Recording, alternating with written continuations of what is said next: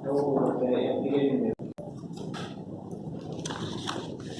है बेटे, तो ये हमने देखा था कि a माइनस बी क्या है, a and b complement, a and not b, a minus B होता है a एंड नॉट b, ये a माइनस बी है और a एंड नॉट b का इंटरसेक्शन a के साथ करेंगे तो a माइनस बी और a एंड नॉट b।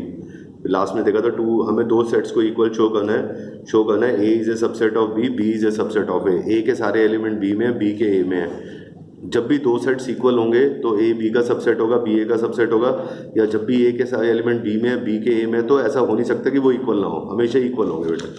तो अब हमें इनके जो हमने थ्योरी पढ़ ली है इसके ऊपर हम क्वेश्चन नंबर, हम सबसे पहले तो वो शुरू करेंगे जो, तो जैसे कुछ थ्योरेटिकल क्वेश्चन है जो ट्रू नहीं है, तो ट्रू नहीं है तो हम एक काउंटर एग्जाम्पल दे देंगे कि भाई देखो जैसे ये काउंटर एग्जाम्पल है, आप एनसीईआरटी देख लो। क्वेश्चन नंबर कौन सा है, क्वेश्चन नंबर है हमारा, सबसे पहले हम करें question number 10। Show that a intersection b is equal to a intersection c need not imply b is equal to c। Question number 10, देखो a क्या है हमारा a, b क्या है ab और c क्या है ac। a इंटरसेक्शन b क्या होगा, कॉमन a और b में क्या आएगा a इंटरसेक्शन c क्या आएगा a। अब आप देखोगे ना a इंटरसेक्शन b और a इंटरसेक्शन c इक्वल है, लेकिन b और c के तो बराबर नहीं है बेटे। a का किसी दो सेट के साथ कॉमन सेम आने का मतलब थोड़ी है कि वो दोनों सेट भी सेम हो, कुछ भी हो सकते हैं सेट, उसका कॉमन कुछ भी आ सकता है। कॉमन दोनों का a इंटरसेक्शन b और c का a का इंटरसेक्शन इनके साथ कॉमन होने का मतलब नहीं है कि b और c भी बराबर हो, b c कुछ भी हो सकते हैं, इंटरसेक्शन सेम आ सकता है, लेकिन जो ही नहीं है कि b और c बराबर हो। बिल्कुल उसी तरीके से जो नई वाले हैं ना, वैसे क्वेश्चन नंबर जैसे है, क्वेश्चन नंबर है हमारे पास 12। आप क्वेश्चन नंबर 12 पढ़ो, बोल रहा है find sets A B and C, ये बोल रहा है find sets A B and C, A intersection B intersection C, A intersection C non empty होने चाहिए, लेकिन तीनों का इंटरसेक्शन एम्प्टी होना चाहिए। तो क्या करेंगे, ए को कोई आप सेट मान लो ए बी को कोई सेट मान लो बी सी, क्योंकि ये प्रूविंग वाले नहीं है, प्रूविंग वाले तो मतलब जो ट्रू होगा ना, जैसे सी क्या है ए सी। अब आप देखो ए इंटरसेक्शन बी में क्या आएगा बताना जरा, बी, ए और बी में कॉमन क्या है बी और सी में क्या कॉमन है, क्या कॉमन है, बी इंटरसेक्शन सी में क्या है सी, और ए इंटरसेक्शन सी में क्या कॉमन है ए। ये भी एम्प्टी सेट नहीं है, ये भी एम्प्टी सेट नहीं है, ये भी एम्प्टी सेट नहीं है, लेकिन तीनों का इंटरसेक्शन, तीनों का क्या कॉमन क्या है 5, कुछ भी नहीं है, तीनों में ऐसा एलिमेंट नहीं है जो तीनों में भी हो। A intersection B intersection C, A intersection C non empty set है, लेकिन A intersection B intersection C empty set हो गया। फिर हमारे पास जैसे क्वेश्चन नंबर है 7, आप क्वेश्चन नंबर 7 पढ़ो पहले एक बार। क्वेश्चन नंबर 7 में पूछ रहा है, बोल रहा है कि is it true for any two sets A and B, power set of A union power set of B is power set of A union B, कि power set of A union power set of B is power set of A union B. हम लिखेंगे no, justify your answer. ठीक है, justify में कि अब ए क्या है, ए हमने कोई सेट ले लिया ए, बी क्या कोई सेट ले लिया बी, ए यूनियन बी क्या हो जाएगा हमारा A B. Power set of A क्या होगा, इसके जितने सबसेट्स हैं, एक फाई है और इसका ये ए है, इसका जो सेट होगा this is the power set of A हो जाएगा। इसके जितने सबसेट्स हैं फाई बी, इसका जो सेट होगा this is power set of B. इसके कितने सबसेट्स हैं फाई ए बी और ए बी। अब इसका जो सेट होगा ये क्या होगा, power set of A union B. अब इन दोनों को यूनियन कहूँ, power set of A union power set of B, इनकी यूनियन कहूँगा तो क्या आएगा, फाई आएगा, ए आएगा, बी आएगा। बस ये वाला एलिमेंट तो आएगा ही नहीं बेटे, क्योंकि वो तो ए और बी यूनियन हुई थी तभी तो ये वाला सेट आया था। तो power set of A union power set of B, जैसे ये तो एक एक सिंपल था, एक एक और एलिमेंट आ जाएंगे, तो ए यूनियन बी में तो ऐसी पॉसिबिलिटीज हो जाएंगी जो ए में है ना बी में है। तो power set of A union B is not equal to power set of A union power set of B. तो power set of A union B is not equal to power set of A union power set of B, क्योंकि ये वाला element तो इधर आ ही नहीं सकता, क्योंकि वो तो यूनियन की वजह से आ रहा है। तो बाकी और बड़ा एग्जाम्पल लेंगे तो और भी ज़्यादा अजीब बहुत सारे एलिमेंट्स आ जाएंगे जो कहीं पे भी नहीं होंगे, लेकिन एग्जाम्पल है ए इंटरसेक्शन बी का power set of A intersection B P A intersection of P B. ये एग्जाम्पल नंबर 30-31 कोई है, अभी हम करेंगे थोड़ी देर में उस एग्जाम्पल को करेंगे। फिर अब हमारे पास वो क्वेश्चंस आ जाते हैं जो हैं, अब हमें प्रूविंग वाले क्वेश्चंस करने हैं, ठीक है ना। प्रूविंग वाले क्वेश्चंस में सबसे पहले मैं आपको ये जगह है उसके हिसाब से मैं क्वेश्चन नंबर 8 करा देता हूँ। हमें शो करना है A is equal to A intersection B union A minus B. तो मैं RHS को शुरू करूंगा, ठीक है ना। A intersection B union A minus B, this is equal to A minus B. अभी क्या देखा था हमने, ए माइनस बी था ए एंड नॉट बी, ठीक है ना बेटे। तो पहले मैं this is equal to A intersection B union A and not B. A minus B होता है ए एंड नॉट बी। जैसे डिस्ट्रीब्यूटिव लॉ अंदर जाता है वैसे बाहर निकाल लेंगे, A intersection B union B complement. Distributive law लगाऊंगा ना, A intersection B union A intersection B complement. ये जैसे वो मल्टीप्लाई करके अंदर गया था वैसे बाहर भी निकाल लिया। This is equal to A intersection B union B complement क्या होता है, यूनिवर्सल सेट। वो और नॉट बी सेट और नॉट बी, बी में और बी के बाहर सारे एलिमेंट्स को यूनियन करेंगे universal set. A intersection universal set क्या होता है, A, which is equal to LHS। फिर इसी का सेकंड पार्ट भी छोटा सा ही है, साथ साथ ही देख लेते हैं क्या प्रूव करना है। A union B minus A is equal to A union B, ठीक है। A union B minus A क्या करूंगा, A union B minus A होता है B and not A. A B minus A होता है बी में है एंड ए नहीं है, डिस्ट्रीब्यूटिव लॉ लगा दूंगा। A union B intersection of A union A complement, A union B A union A complement. A union B intersection of A union A complement क्या होता है, यूनिवर्सल सेट। तो ये क्या हो जाएगा, A union B is equal to RHS। किसी की भी इंटरसेक्शन यूनिवर्सल सेट के साथ लेंगे वो खुद ही वापस आ जाएगा, which is A union B RHS। अब हम कर रहे हैं question number 3 and question number 11। Question number 3 and question number 11, ठीक है ना। ये दोनों बिल्कुल ही सिमिलर क्वेश्चन है, question number 3 and question number 11। Question number 3 क्या है, बोल रहा है अगर A union B is equal to A union C and A intersection B is equal to A intersection C, show करना है, show that B is equal to C, ठीक है। हम यहां से शुरू करेंगे, A union B is equal to A union C. मुझे बी बनाना है ना, पहले ए यूनियन बी का इंटरसेक्शन बी के साथ कर देता हूं, A union C intersection B. ये क्या है, ए यूनियन बी, ये है हमारा ए बी। ये क्या है, ए यूनियन बी का इंटरसेक्शन बी के साथ निकालूंगा ना तो बी आ जाएगा। ये ए यूनियन बी का इंटरसेक्शन बी के साथ, इधर डिस्ट्रीब्यूटिव लॉ लग जाएगा, A intersection B union of C intersection of B, ये अंदर आ जाएगा। तो B is equal to A intersection B union B intersection C, ये हो गया 1, इक्वेशन नंबर 1। अब क्या करेंगे, फिर से दोबारा से शुरू करेंगे, A union B is equal to A union C. फिर जो गिवन क्वेश्चन है, A union B is equal to A union C. अब इंटरसेक्शन में कहूंगा सी के साथ, क्योंकि मुझे बी निकालना है C. A union B intersection C is A union C intersection C. A union C intersection C क्या होगा, ये ए है ये सी है। ए यूनियन सी का इंटरसेक्शन सी के साथ निकालेंगे तो सी आ जाएगा। ये इधर डिस्ट्रीब्यूटिव लॉ लग जाएगा, A intersection C union B intersection C. तो सी को ऐसे लिख सकते हैं, A intersection C union B intersection C. अब आप देखोगे ना बेटे, ये ए इंटरसेक्शन सी की वैल्यू क्या गिवन है, ए इंटरसेक्शन बी गिवन है। तो ए इंटरसेक्शन सी की जगह मैं ए इंटरसेक्शन बी डाल देता हूँ। C is equal to A intersection C की जगह A intersection B union B intersection C. ये है 2, ये है 1। अब आप देख रहे हो A intersection B, B intersection C, ये भी A intersection B, B intersection C. RHS दोनों की दोनों सेम बन गई। तो बाय 1 and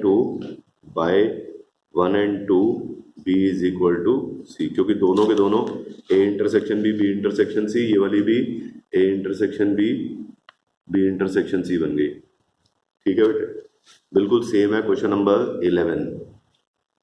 क्वेश्चन 11 बिल्कुल ही डिट्टो ही क्वेश्चन है, बिल्कुल पता नहीं दो बार क्यों दे रखा, सेम दे रखा है। A union X is equal to B union X, A intersection of X is equal to B intersection of X. Show करना है A is equal to B, A union X is equal to B union X is equal, intersection वाला phi दे रखा है, और A union X is equal to B union X. Show that A is equal to, बिल्कुल same काम। A union X is equal to B union X, A निकालना है ना, पहले ए यूनियन एक्स की इंटरसेक्शन ए के साथ कर दूंगा, बी यूनियन एक्स की इंटरसेक्शन ए के साथ कर दूंगा। ये क्या हो जाएगा, ए यूनियन एक्स की इंटरसेक्शन ए है ये एक्स है, A union X intersection A क्या होगा ए, इधर लगेगा B intersection A union X intersection of A is equal to A intersection B union A intersection of X हो जाएगा। ए इंटरसेक्शन ऑफ एक्स का गिवन है 5, A is equal to A intersection B union 5 है, ये given है। किसी की भी यूनियन 5 के साथ वो खुद ही होता है। ए क्या हो जाएगा, ए इंटरसेक्शन बी, ये हो गया 1। फिर क्या करना पड़ेगा, यही चीज को फिर बी के साथ इंटरसेक्शन कर दूंगा। A union X is equal to B union X, A union X की इंटरसेक्शन बी के साथ, बी यूनियन एक्स की इंटरसेक्शन बी के साथ, बी यूनियन एक्स की इंटरसेक्शन बी के साथ क्या होगी, ये क्या है बी, ये है एक्स, बी यूनियन एक्स की इंटरसेक्शन बी के साथ, तो बी हो जाएगी। इधर क्या हो जाएगा, डिस्ट्रीब्यूटिव लॉ लगाएंगे, A intersection B union X intersection of B, फिर बी को ऐसे लिख दूंगा इस तरफ लाके, A intersection B union B intersection of X, क्योंकि A intersection B, B intersection, ये बी इंटरसेक्शन ऑफ एक्स क्या गिवन है, बी इंटरसेक्शन ऑफ एक्स क्या गिवन है 5, तो इसकी जगह जो गिवन है ये है 5, बी इंटरसेक्शन ऑफ एक्स 5 है, तो B is equal to A intersection B union 5। ये यूनियन किसी भी एम्प्टी सेट के करेंगे तो B is equal to A intersection B, A भी ए इंटरसेक्शन बी है, बी भी ए इंटरसेक्शन बी है, by 1 and 2 A is equal to B. ये क्वेश्चन नंबर 3 और 11 बिल्कुल ही सेम है, नहीं तो ये दोनों 5 ना भी देता तब भी हम पिछले 5 हटा भी देता तो भी दोनों B intersection of X A intersection replace करके वैसे भी कर देते हैं। फिर आ गया हमारे पास क्वेश्चन नंबर, जो 2 क्वेश्चन है जो प्रूविंग वाले हैं, क्वेश्चन नंबर 4 और क्वेश्चन नंबर 5। 3 हो गया, ये 4 वाला तो वैसे क्वेश्चन नंबर 5 और क्वेश्चन नंबर 6 इंपॉर्टेंट है, 5 तो 2 लाइन का है, फिर 2 एग्जाम्पल है। क्वेश्चन नंबर 5 पढ़ना एक बार जरा, क्या है पढ़ लो, सीधा आंसर ही देखने हैं क्या, कहो बुक क्या है, क्वेश्चन तो पढ़ लो, सीधे आंसर ही देखोगे। जी प्राची जी पढ़ लिया, पढ़ लिया नहीं पढ़ लिया, ठीक है बेटे। देखो so दैट अगर ए बी का सबसेट है तो C minus B subset of question number 4, ठीक है ना। हमें पूछ रहा है कि अगर A is a subset of B, prove क्या करना है, C minus B is a subset of C minus A. हम कैसे प्रूव करते हैं, कोई सेट किसी का सबसेट है, ए बी का सबसेट होगा, अगर कोई एलिमेंट ए में है तो वो बी में भी होगा, तो हम क्या करेंगे, मुझे प्रूव करना है ये इसका सबसेट है, तो एक एलिमेंट ले लूंगा C X which belongs to C minus B में। सी माइनस बी का मतलब X belongs to C and X does not belong to B. C minus B का मतलब सी में है लेकिन बी में नहीं है। अब बस ये मेन स्टेप है कि X belongs to C and लिख देंगे X does not belong to A. लिखने में क्या होगा, because A is a subset of B, क्योंकि ए के सारे एलिमेंट बी में है। सपोज कोई ए हमारा कोई सेट है 1 2, बी कोई सेट है हमारा 1 2 3, ठीक है कि नहीं। ए बी का सबसेट है, जो चीज बी में नहीं है तो ए में तो हो ही नहीं सकती। सबसेट्स बनाने की बारी आएगी ना, ऐसे होते हैं सबसेट्स। जैसे ये बी है, ये ए है, ए में है 1 2, यहाँ पे बी 1 2 3, जो चीज़ बी में नहीं होगी तो वो तो ए में हो ही नहीं सकती, क्योंकि ए तो बी का सबसेट है, तो जो बी में नहीं होगी तो वो ए में होगी नहीं। बस आपको तो इतना ही लिखना है कि x belongs to C and x does not belong to A because A B का सबसेट है। जब ए पूरा ही बी के अंदर है, जब जो चीज़ बी में नहीं है तो ए में हो ही नहीं सकती, तो मतलब x सी में ए में नहीं है, तो मतलब x belongs to C minus A. C minus A मतलब क्या, जो भी चीज़ सी माइनस बी में थी वो सी माइनस ए में भी है, तो इसका मतलब C minus B is a subset of C minus A. खत्म, इतना सा प्रूफ छोटा सा, ठीक है। आएगा तो 4 ही नंबर का। अभी आ गए क्वेश्चन नंबर 5। क्या है, पावर सेट ऑफ ए, पढ़ो जो, power set of A is equal to power set of B, show that A is equal to B. क्या शो करना है, पावर सेट ऑफ ए अगर पावर सेट ऑफ बी के बराबर है then show A is equal to B, ठीक है ना। ये इंपॉर्टेंट, सबसे इंपॉर्टेंट क्वेश्चन है। 3 और 11 और ये 5 मोस्टली तो यही आते हैं, ये वाला। अब इसको देख लो, अगर ज़्यादा ना समझ में आए तो आर डी शर्मा में सोल्यूशन पढ़ लेना, यही सोल्यूशन है, बिल्कुल धीरे धीरे देख लो बेटे। क्या है, power set of A is equal to power set of B. इसको लिखते कैसे हैं, let X be an arbitrary element in A and it also belongs to a set capital X which is subset of A, ठीक है कि नहीं, subset of ए। कहने का मतलब क्या है कि जैसे कोई, मतलब ये समझाने के लिए, कोई ए कोई सेट है हमारा, ए और बी, ठीक है ना, सी कोई है, इसके पावर सेट ऑफ ए में क्या होगा, एक फाई होगा, एक ए होगा, एक बी होगा, एक सी होगा, एक ए बी होगा, बी सी होगा, ए सी होगा, ए सी होगा और ए बी सी होगा।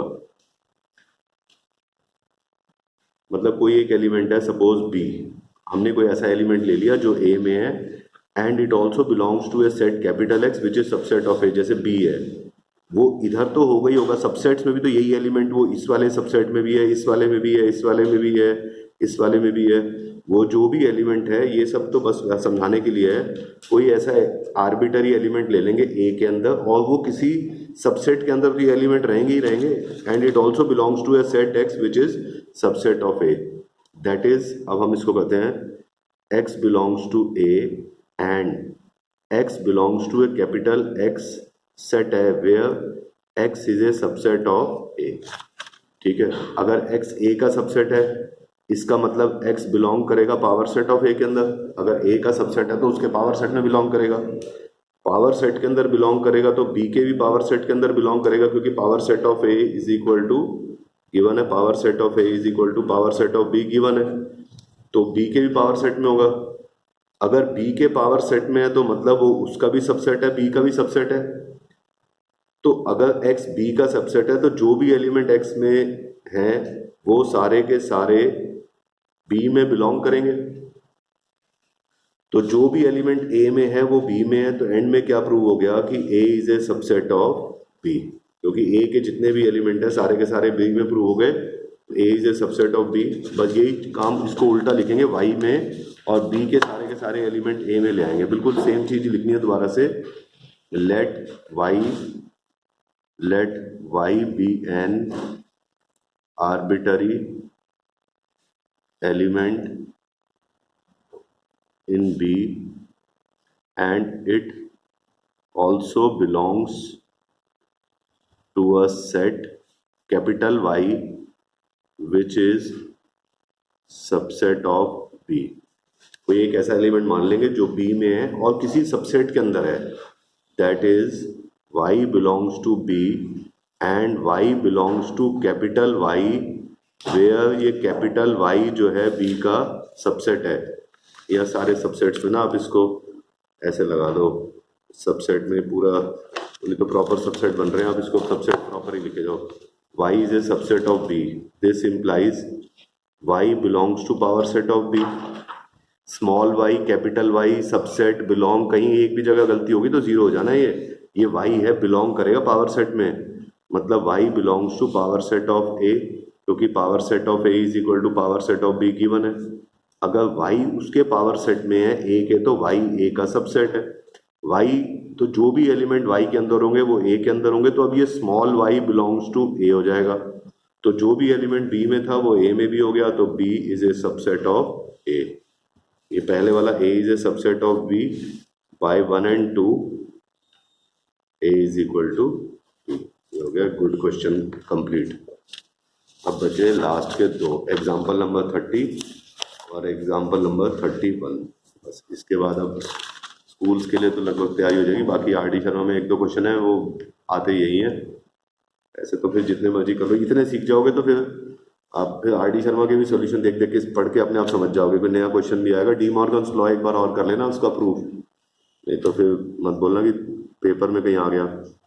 Last second last question, A union B is equal to A intersection B implies, तो शो करना है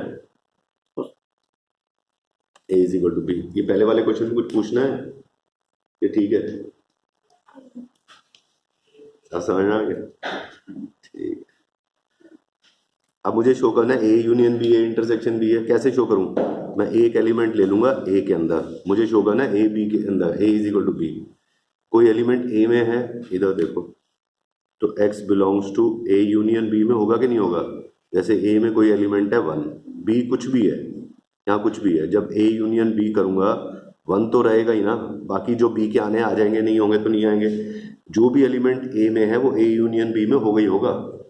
ए यूनियन बी में होगा तो इसका मतलब ए इंटरसेक्शन बी में भी होगा, क्योंकि गिवन है कि A union B is equal to A intersection B, given है।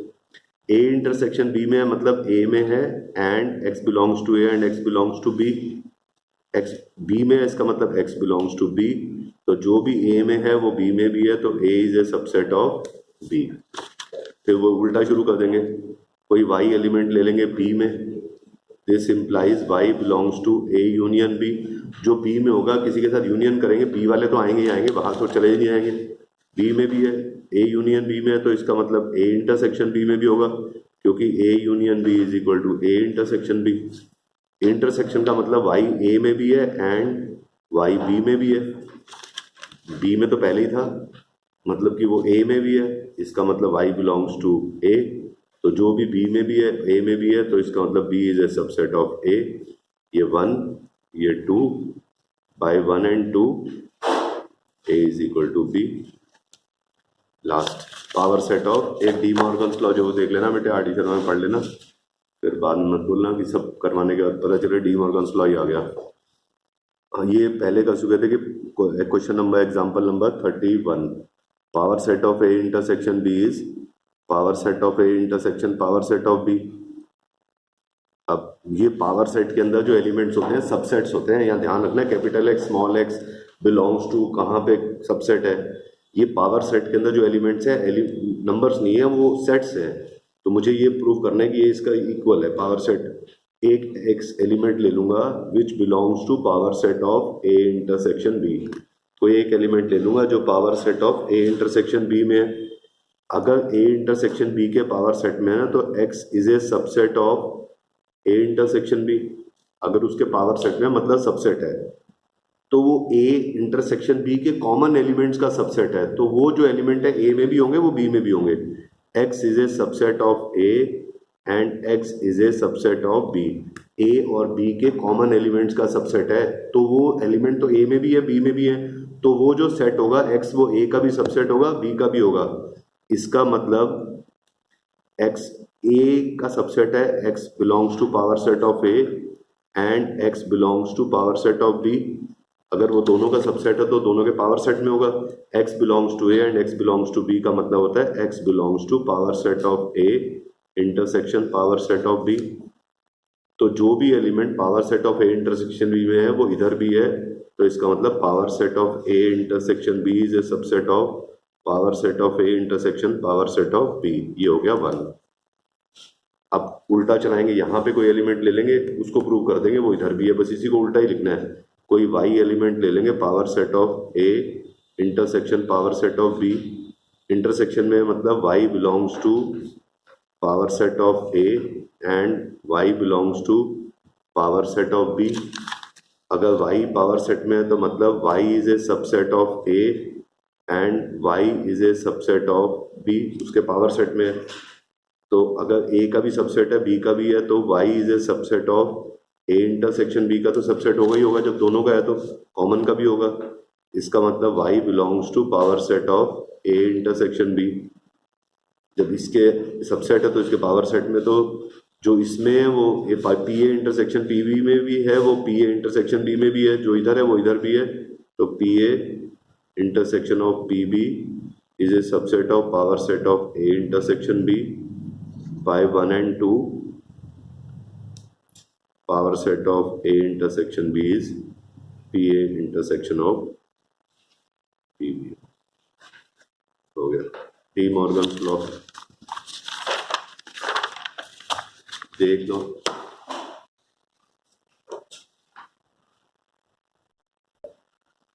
ऐसे क्वेश्चन ऐसे ज्यादातर स्कूल्स में आता है, state and prove De Morgan's laws. तो है क्या, यूनियन का ए यूनियन बी का कॉम्प्लीमेंट, ए यूनियन बी का कॉम्प्लीमेंट, कॉम्प्लीमेंट्स की इंटरसेक्शन, ए इंटरसेक्शन बी का कॉम्प्लीमेंट, कॉम्प्लीमेंट्स की यूनियन। मतलब यूनियन का कॉम्प्लीमेंट कॉम्प्लीमेंट्स की इंटरसेक्शन होता है, इंटरसेक्शन का कॉम्प्लीमेंट कॉम्प्लीमेंट्स की यूनियन होता है। तो स्टेटमेंट क्या लिखेंगे आप सुनी लो, the complement of union of two sets is the intersection of their complements and the complement of intersection of two sets is the union of their complements. ये है उसकी statement. The complement of union of two sets is the intersection of their complements. The complement of intersection of two sets is the union of their complement. एक कर देता हूँ, एक RD में देख लेना बस, जैसे ये प्रूव करना है, ए यूनियन बी का complement, A complement intersection B complement. एक एलिमेंट ले लूंगा ए यूनियन बी के कॉम्प्लीमेंट में, इसका मतलब x does not belong to A union B. अगर यूनियन में नहीं है ना तो इसका मतलब does not belong to A and X does not belong to B. अगर यूनियन में बिलोंग होता है तो और, डज नॉट बिलोंग टू में एंड, इंटरसेक्शन में बिलोंग करता है तो and, does not belong to में और। ए में नहीं है एंड बी में नहीं है, मतलब X belongs to A complement and X belongs to B complement. X union में नहीं है, मतलब ए एंड बी दोनों में नहीं है, तो ए कॉम्प्लीमेंट में एंड बी कॉम्प्लीमेंट में X belongs to A complement intersection of B complement. तो जो एलिमेंट इधर है वो इधर भी है, तो ए यूनियन बी का complement is a subset of A complement union B complement. इसी को y बिलोंग्स टू उल्टा चला देंगे, A complement intersection B complement. This implies क्या हो जाएगा, y belongs to a complement and y belongs to b complement। इसी को उल्टा चला देना वापस, जैसे belongs to this implies y does not belong to a and y does not belong to b। ये स्टेप उल्टे चला देंगे। this implies y does not belong to a union b, this implies y belongs to a union b का complement। तो जो भी इधर है वो इधर भी है, जो इधर है ये, तो a complement union b complement is a subset of A union B का कॉम्प्लीमेंट। दूसरे वाला आधा लिख देता हूँ, पूरा अपने आप करना है बस। इंटरसेक्शन का कॉम्प्लीमेंट वाई में अपने आप चला देना कि कोई एक ए इंटरसेक्शन बी का complement is A complement union B complement. कोई एलिमेंट ले लेंगे ए इंटरसेक्शन बी के कॉम्प्लीमेंट में, इसका मतलब X does not belong to A intersection B.